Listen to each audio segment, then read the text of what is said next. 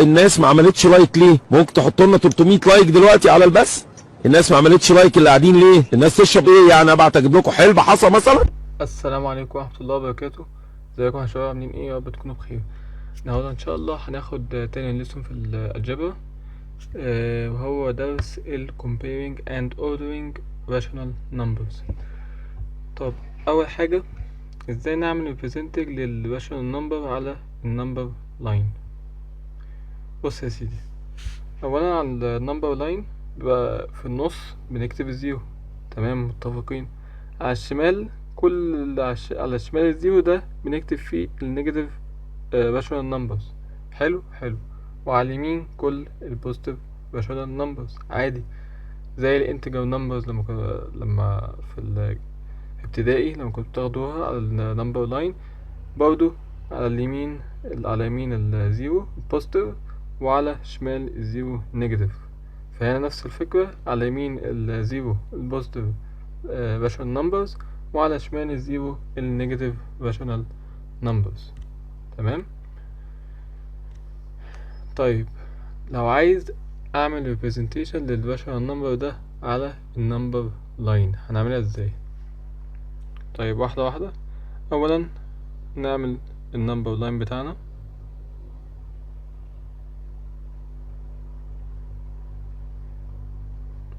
اهو، ونكتب الزيرو في النص.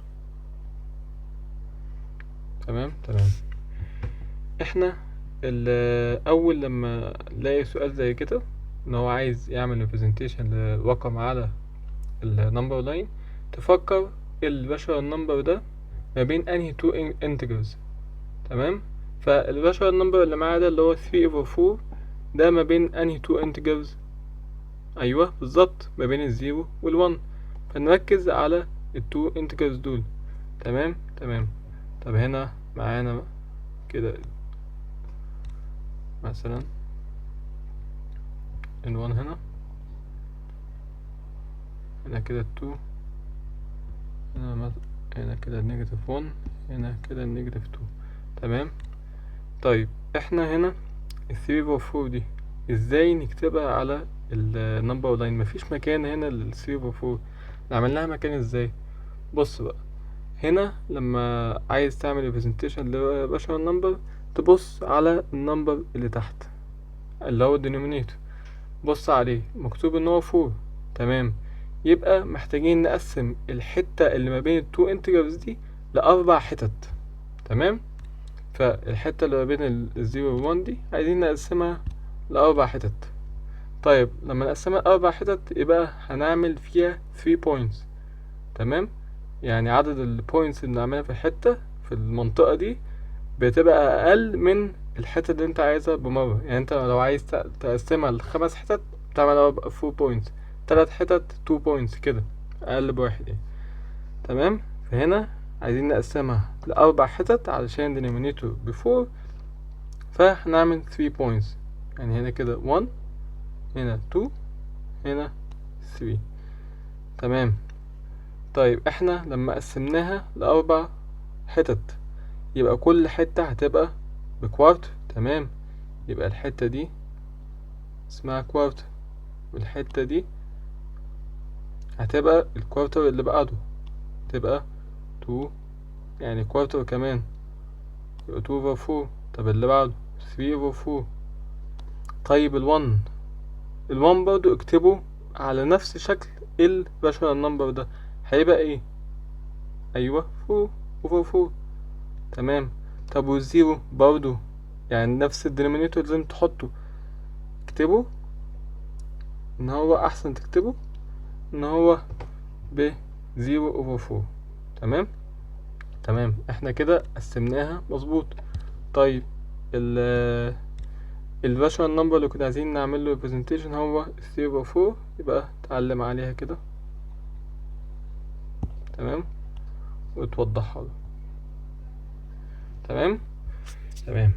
يبقى عشان نكون متفقين، لما تعوز تعمل representation لراشونال نمبر على النمبر لاين تشوف الدينومينيتور بتاعه.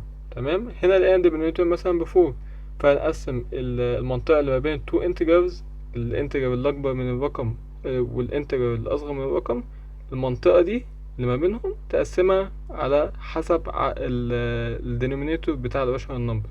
تمام، ونعمل زي ما عملنا كده، نعمل عدد البوينتس أقل من الحتت اللي عايزين نقسمها بواحدة، فعملنا هنا 3 بوينتس، وتخلي الدينومينيتور هو الدينومينيتور بتاع الراشونال نمبر اللي انت عايزه.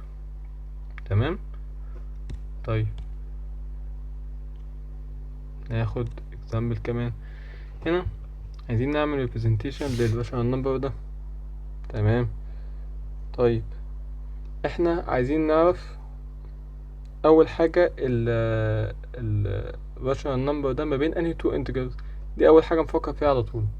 طيب ال 11 over 4 لو جينا عايزين نحولها لميكسد نمبر علشان نعرف هي ما بين انهي two numbers، يبقى لما تكتبها على الكالكوليتر وتحولها لميكسد نمبر هيطلع معاك ب 2 and 3 over 4. تمام.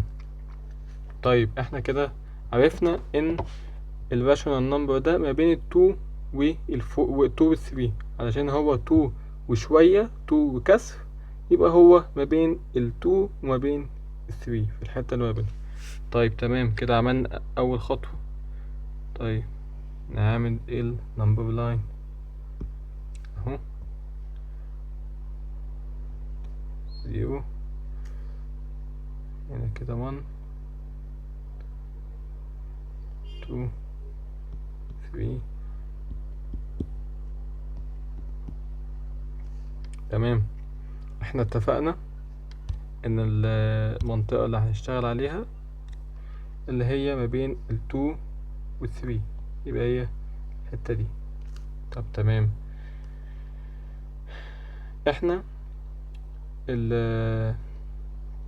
الراشونال نمبر اللي هو 11 over 4.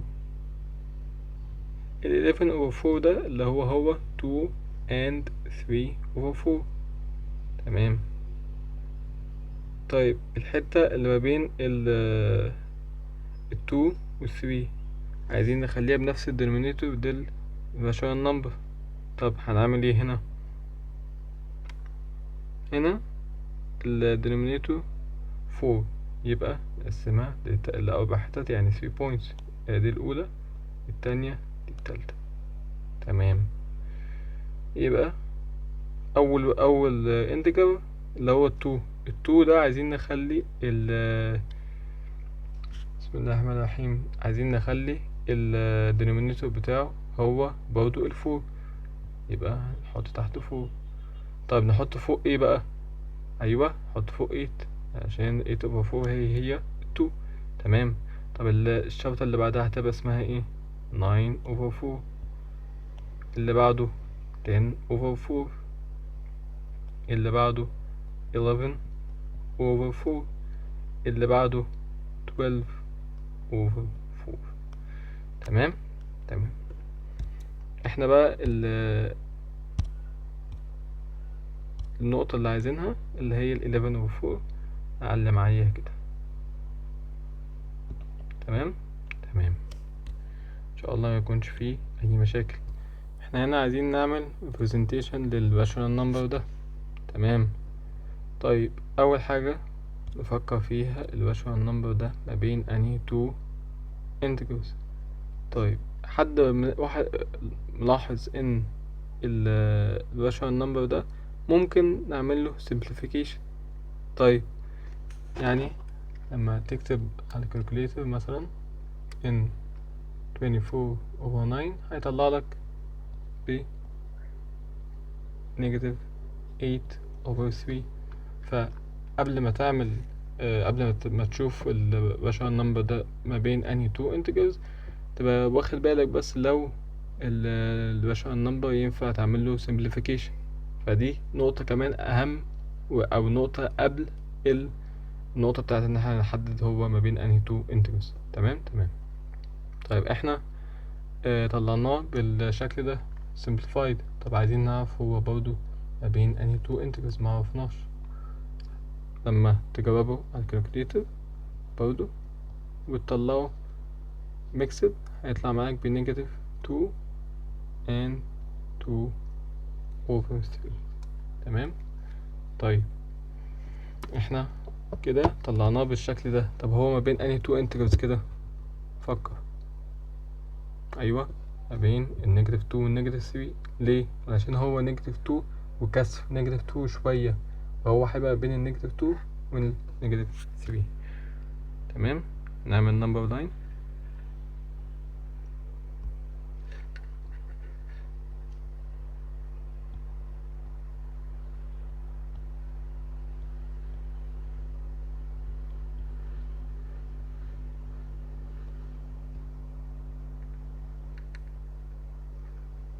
تمام.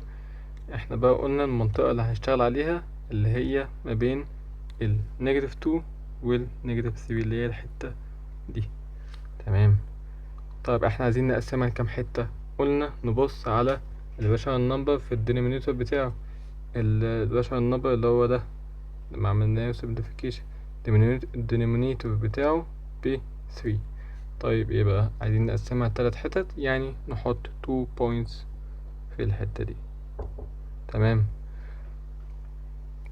طيب أول نقطة اللي هي نيجاتيف 2 لازم برضو يبقى ليها نفس الدينومينيتور اللي هو 3. طيب نحط فوق ايه بقى في النوميريتور؟ فوق يعني هيبقى 6 بس بالنيجاتيف. تمام. طب ايه اللي هيبقى بعده؟ نيجاتيف 7 over 3. اللي بعده نيجاتيف 8 over 3. اللي بعده نيجاتيف 9 over 3. تمام. طب احنا بقى النقطة اللي كنا عايزينها اللي هي النيجاتيف 8 over 3. تمام. كده جبنا البوينت.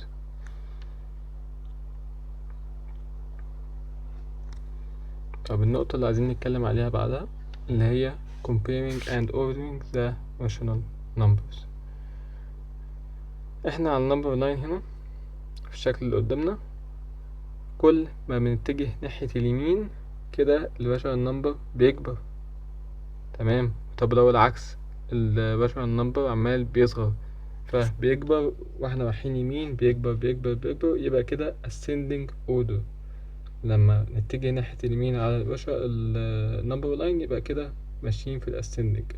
طب لو العكس ماشيين ناحية الشمال يبقى ده descending. تمام. يعني لو سألتك مثلا ال negative 5 over 3 دي أكبر ولا negative 2 over 3؟ مين الأكبر؟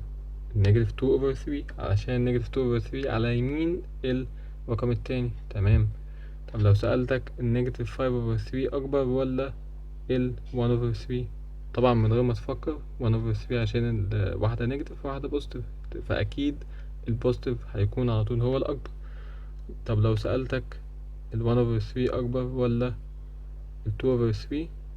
يبقى طبعا ال 2 over 3 علشان هو على اليمين.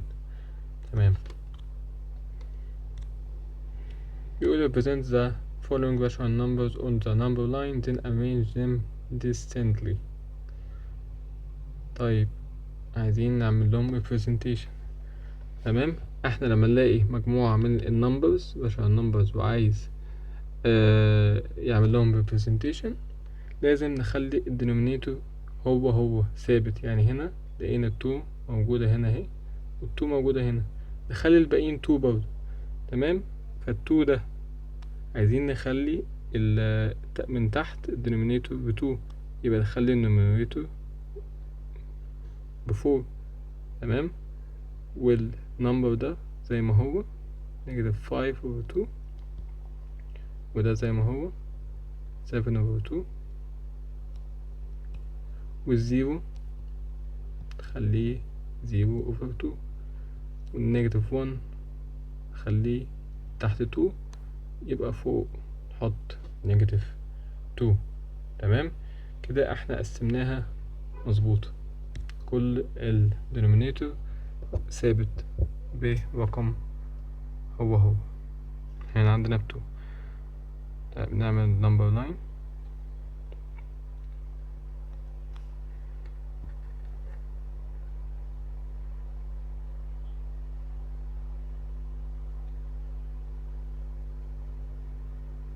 زيرو 1 2 3 هنا نيجاتيف 1 نيجاتيف 2 نيجاتيف 3. تمام. اول حاجة ال 0 نحطها هي 0 over 2 و احنا هنا معانا الدينومينيتور 2، فاتفقنا لما الدينومينيتور 2 يبقى نقسمها ما بين كل 2 integers نقسمها ل 2 regions لمنطقتين، يبقى نحط point ما بين كل 2 integers. تمام، حلو اوي. يبقى نكمل هنا على اليمين، هنا 1 over 2 هنا 2 over 2 2 over 3 اسف 3 over 2 4 over 2 5 over 2 6 over 2 وهنا مكملين كمان.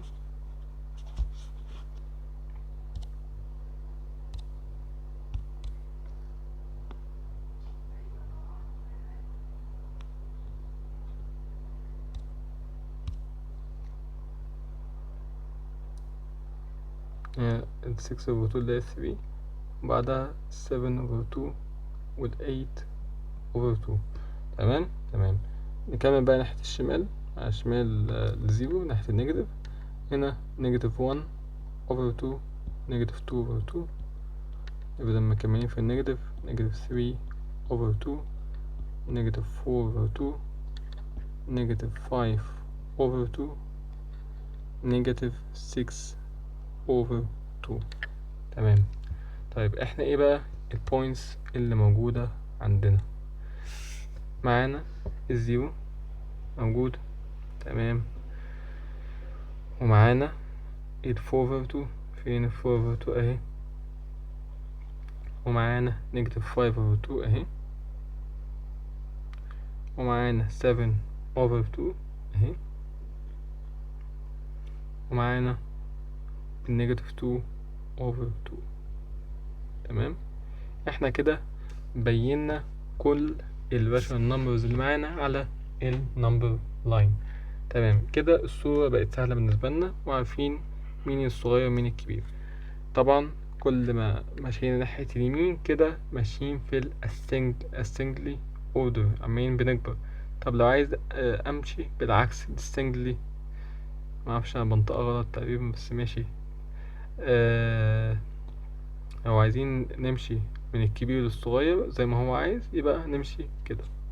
تمام كده احنا ماشيين من الكبير للصغير. طيب يبقى نكتب the descending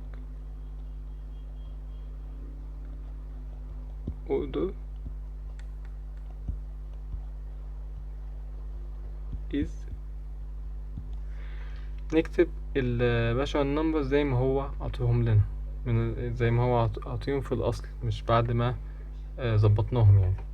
تمام، فأول حاجة معانا أكبر حاجة اللي هي 7 over 2. 7 over 2 هي كده 7 over 2، بعدها ال 4 over 2 اللي هي 2، اللي بعده 0 over 2 0، اللي بعده نيجاتيف 1، واللي بعده النيجاتيف 5 over 2.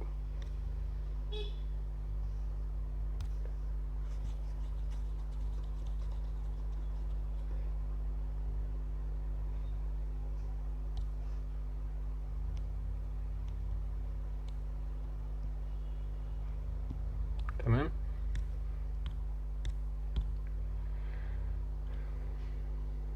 طب هنا عايزين نعمل comparing لل rational numbers دي. ركز معايا، أول حاجة معانا اللي على الشمال ده 0.05 وعلى اليمين نيجاتيف 15/2. وانت مغمض اي رقم بوزيتيف على طول يكون bigger than اي رقم نيجاتيف.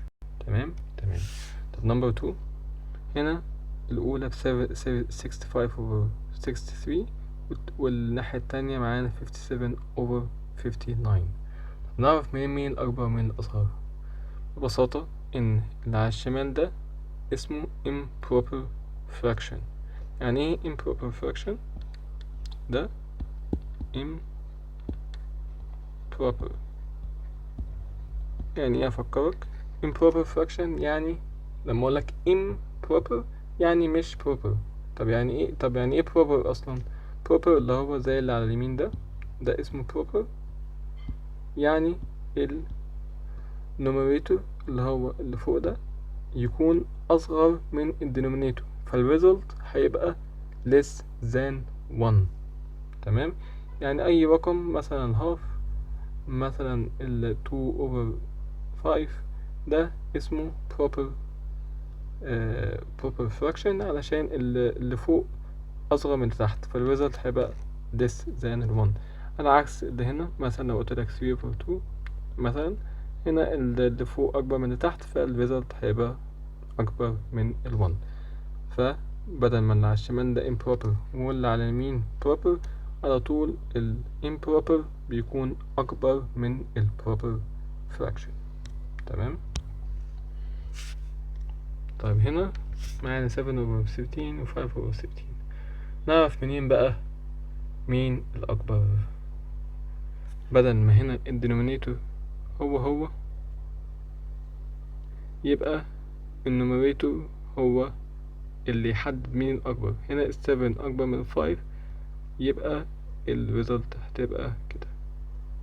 هنا السبب إن 7 bigger than 5. تمام. طيب هنا النوميريتور بقى هو اللي ثابت في الناحيتين، فنبص على الدينومينيتور واقلب العكس. لما تبص على الدينومينيتور لما تلاقي الرقم الأصغر في الدينومينيتور يبقى الفراكشن ده هو الأكبر. تمام. فهنا عندنا الفايف أصغر من الناين، فالفراكشن ده هيبقى bigger than الفراكشن التاني اللي هو 2/9. يبقى هنا السبب إن ال5 is less than ال9. تمام. في نمبر 5 هنا 2/3 و 8/15. طب يا مستر هنا ولا في واحدة نيجاتيف وواحدة بوزيتيف، ولا واحدة بروبر وواحدة امبروبر، ولا الدينومينيتور ثابت ولا النوميريتور ثابت، ولا في أي حاجة كده، استغفر الله. طب دي نعمل فيها ايه بقى؟ ده اللي هنتكلم فيه دلوقتي. بص يا سيدي، في حاجة اسمها least common multiple، اللي هي أصغر أو أقل multiple مشترك. طب يعني ايه الكلام ده؟ مثلا لو قلتلك 2 وال5، لو عايز اجيب المالتيبلز بتاعت كل رقم، اولا بتاع 2 الزيرو ده ثابت في اي رقم يبقى طبعا مالتيبلز. تمام. وال2 اللي هو الرقم ده، واللي بعد ال2 اللي هو لما تزود عليه نفس الرقم يبقى هيديك 4، زود عليه نفس الرقم الاصلي اللي هو 2 هيديك 6، بعديها 8، بعديها 10، بعديها 12، 14، 16 and so on. تمام. مع ال 5 نشوف نفس الفكرة. هنا الزيرو قلنا ثابت، وناخد الرقم بعديها نزود نفس الرقم ونفضل مكملين زي ما احنا and so on. تمام. طب احنا عايزين ال least common multiple ما بين ال two numbers دول. نشوف ايه اصغر رقم مشترك. الزيرو قلنا ما بنعترفش بيه. تمام. فنشوف ايه الرقم المشترك اهو. ال 10 ده ال least common multiple. تمام. طب هل في common multiples تانيين؟ طبعا في كتير، بس احنا عشان هنا وقفنا عند 6 and so on، فهتلاقي برضو مكملين ونفس الكلام عند 5. اكيد هتلاقي في common multiples infinite كتير اوي. تمام. فالليست common multiple هنا اللي هو التاني. طب واحدة كمان، لو قلتلك 3 وال 4 مثلا، عايزين نجيب المالتيبلز لل 3، يعني هتبقى كده 3 6 9 12 15 18 21 24 and so on. مع ال 4 معانا ال 0 وال 4 8 12 16 20 24 28 and so on. تمام. احنا بقى هنا فين ال least common multiple؟ least common multiple اهو 12، فشناه، يبقى هنا جبنا ال least common multiple. تمام. نرجع بقى للمسألة بتاعتنا. هنا معانا two fractions، قلنا مفيش حاجة من الحاجات اللي هي قبل كده improper أو حاجة يعني fraction proper fraction improper أو حاجة negative وهكذا الكلام ده. يبقى نفكر في ال least common multiple على طول. تمام. فبنبص على طول على الرقم الدينومينيتور الأكبر 15، ونشوف هل ال 15 ده divisible، يعني ينفع نقسمه على الدينومينيتور التاني. ينفع تقسمه. تمام. فبدل ما انت ينفع تقسمه على الرقم التاني، تاخد على طول ال 3 وتعمله تايمز لرقم علشان يجيب لك الدينومينيتور التاني اللي هو هنا معانا 15. طب ليه قلت كده؟ اول ما تلاقي 2 كده وبص على الكبير وفكر في التاني والكلام ده، علشان ببساطة او ما نشرح كده في ال 15 ايه هي المالتيبلز بتوع الزيرو وال 15 30 45 and so on. تمام. طيب بالنسبة لل 3 عندنا 0 3 6 9 12 15 18 and so on. تمام. فالليست كومن مالتيبل هتلاقيه ال 15. فببساطة بدل ما تعمل كده كل مرة، فكر في الأول في الدينومينيتور الأكبر، هل هو divisible بالدينومينيتور الأصغر؟ لو الإجابة على طول حول الدينومينيتور الأصغر للرقم التاني اللي هو هنا 15. فهنا عايزين نخلي 3 ده 15 نعمله تايمز 5 بالظبط. بدل ما عملنا هنا 3 تايمز 5 لازم نعمل فوق تايمز 5. فهي هتبقى كده، لما نعمل فوق تايمز 5 هتبقى 10 وتحت 15، والناحية التانية معانا ال 8 over 15. تمام. احنا كده بقى معانا الدينومينيتور ثابت هو، فبنقرر مين الأكبر مين الأصغر على حسب النوميريتور. نشوف مين الأكبر نوميريتور، هيبقى هو أكبر فراكشن، يبقى تبقى دي الريزلت معانا. تمام. عايزين نحل دول كمان. هنا الدينومينيتور ثابت، يبقى نشوف على حسب النوميريتور. تمام.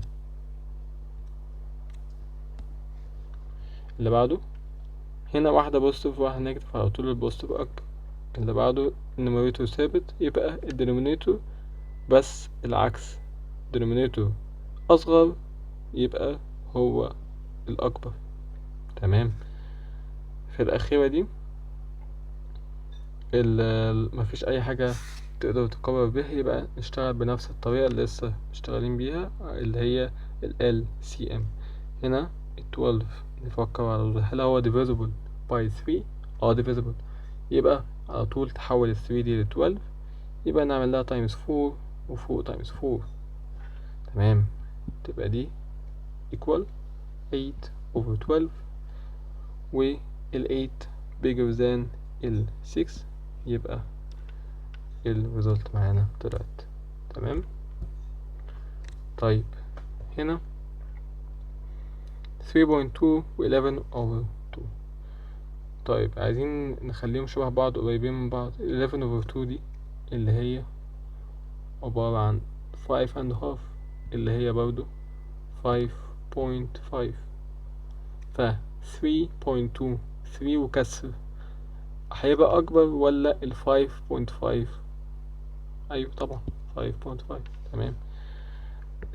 معانا هنا 23% و 3/8. طيب 23% دي اتفقنا ان هي 23/100 الليسون اللي فات. 23/100 اللي هي برضو 0.23. تمام. طيب و 3/8 دي نكتبها على الكالكوليتر ونجيبها ديسمال عشان نعرف نقارنها. 3/8 هتطلع معانا ب 0.375. طيب مين الأكبر؟ طبعا 0.375. تمام. طيب بالمرة عايز أقول لكم برضو إن ممكن نقارن بكذا طريقة تانية. يعني مثلا في الإكزامبل نمبر 1 ممكن نعمل اللي هو الفراشة دي، تعمل الرقمين دول تايمز بعض. يعني هنا 5 تايمز 12 تطلع معانا ب 60، تطلع معانا ب 60. و 7/12 تطلع معانا ب 84. الناحية التانية كده تطلع معانا ب 84. فمين الأكبر 60 ولا 84؟ 84. فنعملها كده. دي طريقة تانية بس برضو الأفضل نقولك الطريقة اللي شرحتلك بيها عشان تكون برضو فاهم يعني. تمام.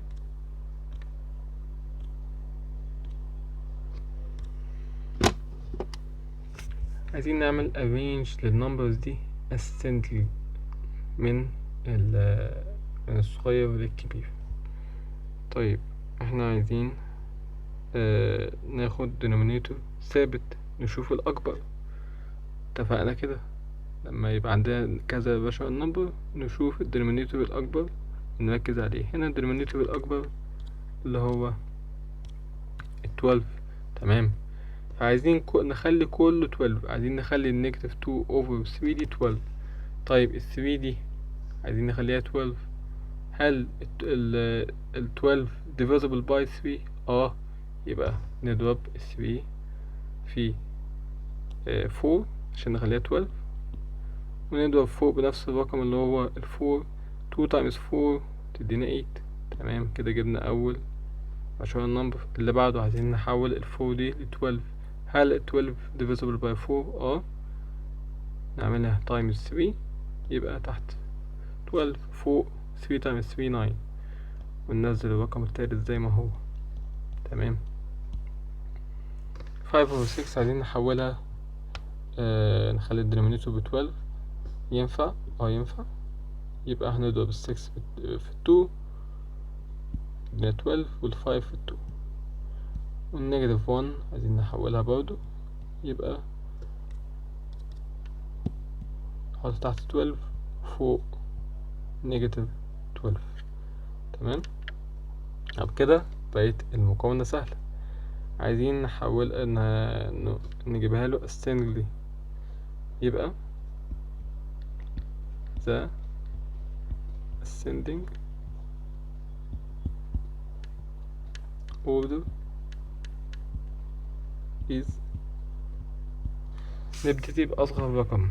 أصغر رقم اللي هو النيجاتيف 12. تمام. اللي بعده نيجاتيف 8، اللي بعده نيجاتيف 7، اللي بعده 9/12، واللي بعده 10/12. تمام.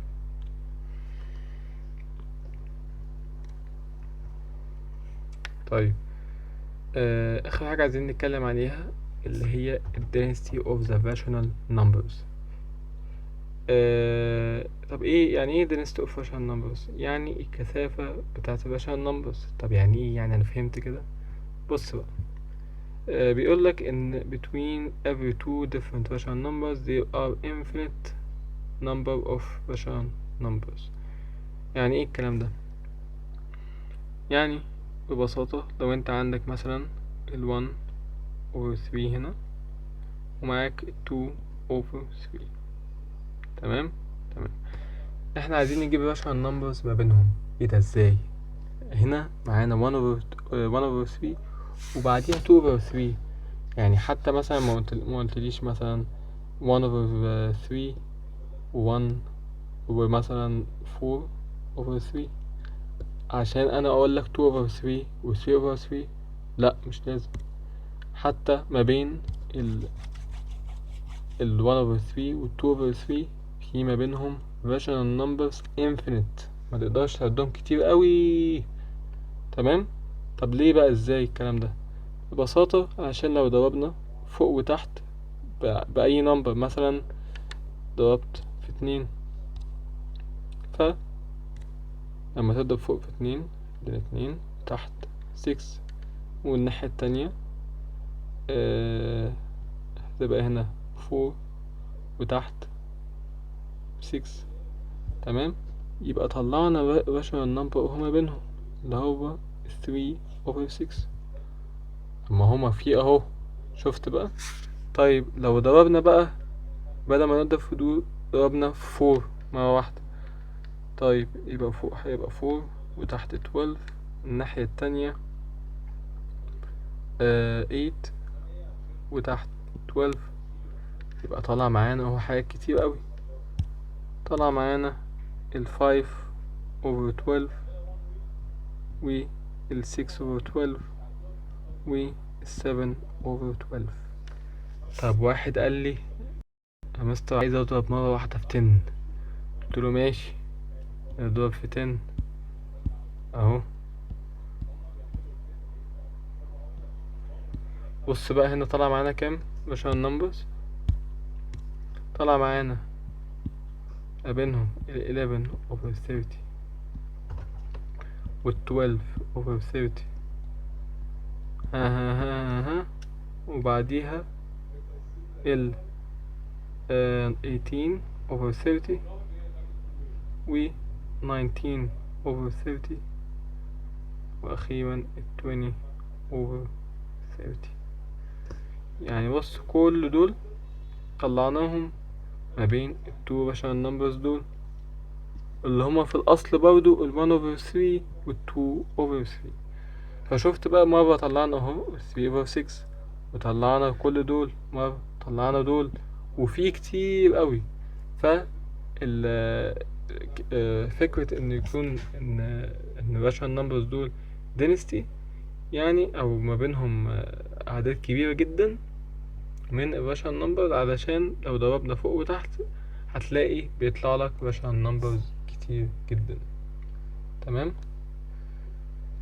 طب هل الكلام ده بينطبق على ال integer numbers؟ لا. يعني انت مثلا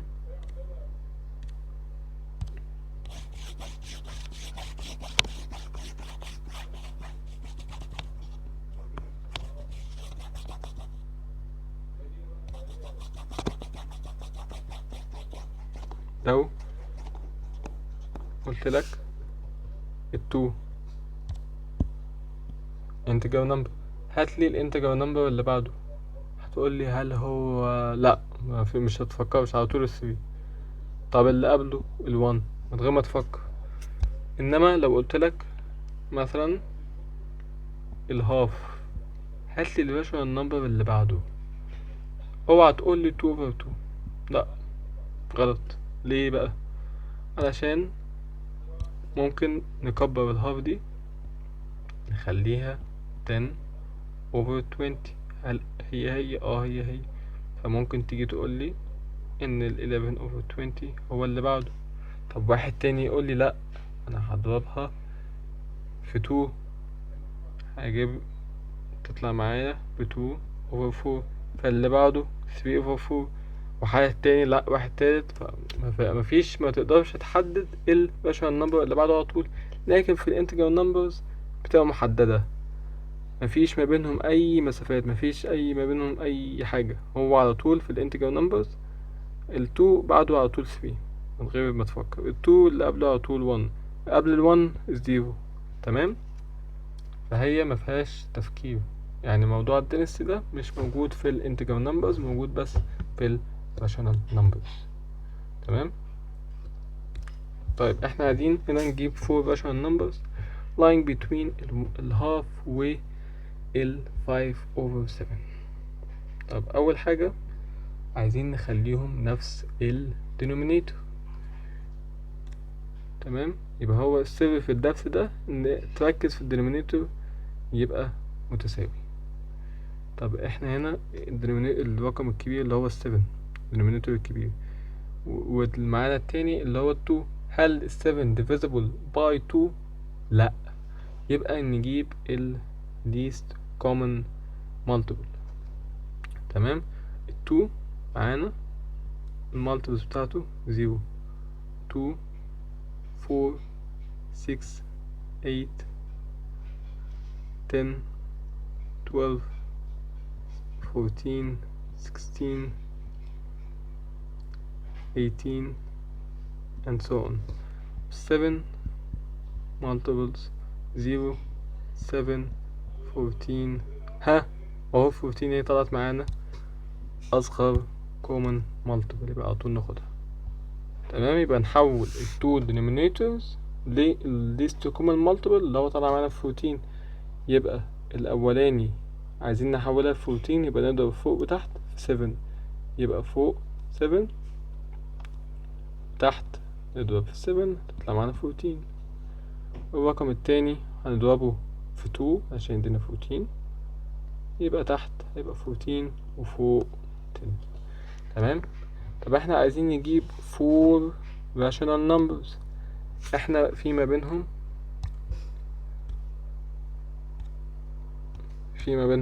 ال 8 over 14 وال 9 over 14. احنا كده جبنا 2. طب عايزين نكبر، اضرب فوق وتحت في number. طب لو ضربنا فوق وتحت مثلا في 2، يبقى فوق كده 14 تحت 28. الناحية التانية هنا 20 تحت 28. تمام. عايزين نجيب 4 rational numbers. يبقى هيطلع لنا هنا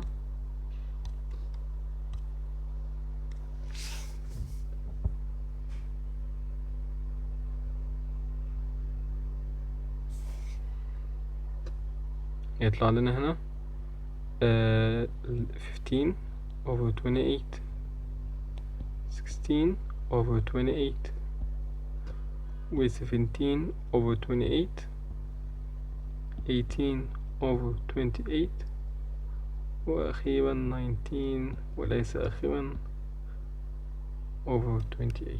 احنا كده طلعنا له 5 كمان، مش مشكلة، اكتب له أي 4. تمام. يبقى مثلا نكتب 10 the 4 rational numbers are 15 over 28 16 over 28 17 over 28 و 18 over 28.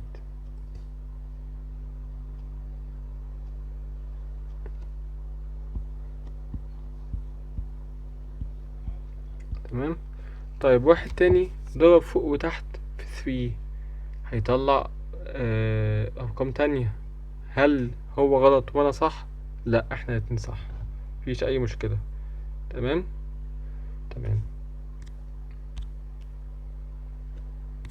المهم ان انت توسع الرينج ما بين التو rational numbers ويفضل يعني تضرب في رقم كبير شوية، مش صغير أوي يعني يكون مثلا لو هو عايز 3 أو 4 مثلا، تحاول تضرب في 3 أو فوق وتحت في 3 أو 4 أو 5 كده يعني، أو 10 على طول، عشان تبقى ايه سهلة في المالتيبليكيشن وتجيب لك أرقام كتير. طيب عايز 3 rational numbers lying between 1/3 and half. طب تعالى نحل اللي تشوز ده الأول. بيقول the number of rational numbers lying between 2/5 and 4/5 is فكر كده. 1. لا، ليه؟ علشان احنا اتفقنا ان 2 دي ممكن نضربها مثلا في 10، طلع لنا 20 وتحت 50، والناحية التانية لما نضرب في 10 ادينا 40 وتحت 50، فطلع لنا كتير اوي 21 over 50 22 ها ولحد 39 over 50. طب حد تاني ممكن يضرب في 100 فوق، فمفيش infinite. فاحنا اتفقنا اللي ما بين any two rational numbers infinite rational numbers. تمام. طيب في النمبر 1 عايز 3 rational numbers lying between الاتنين دول. اولا اتفقنا نخلي الدينومينيتور ثابت. طيب ال 3 هل ال 3 divisible by 2؟ no. يبقى نجيب ال least common multiple. ال least common multiple هيطلع معاك ايه؟ 6. تمام. يبقى نحول ال 2 denominators ل 6. يبقى الأولاني نضرب فوق وتحت في 2 هيدينا 2 over 6، والتاني هيدينا لما نضرب فوق وتحت في 3 عشان نجيب 6 تحت، فوق هتطلع معانا برضو، فوق هتطلع معانا ب 3.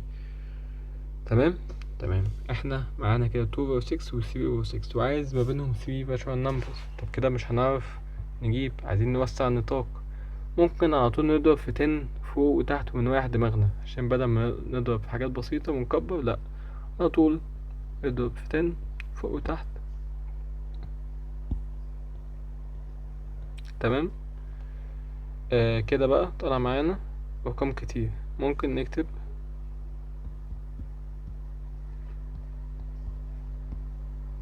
then the 3 rational numbers are، نكتب مثلا 21 over 60 22 over 60 23 over 60. تمام.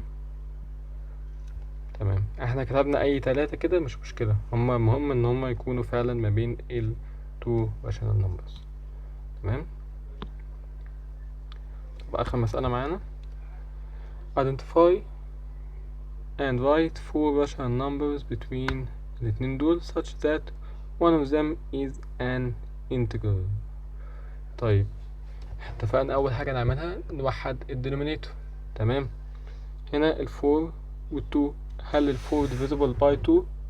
ايوه divisible، يبقى نحول ال 2 لل 4، يعني نضرب فوق وتحت في 2، والتاني 3 over 4. تمام. احنا كده معانا 6 over 4 ومعانا 3 over 4. طيب ال 6 over 4 ده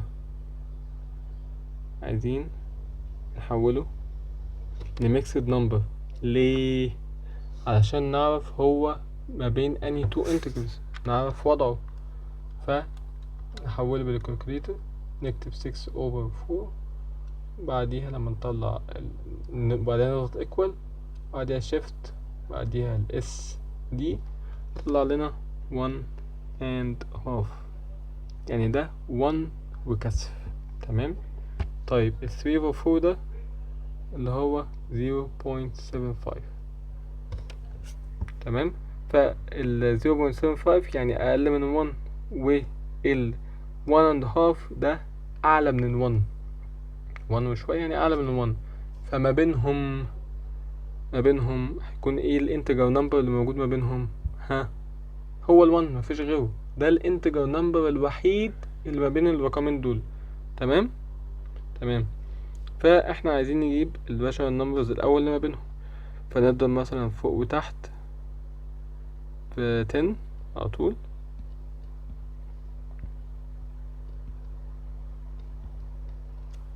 تمام. يبقى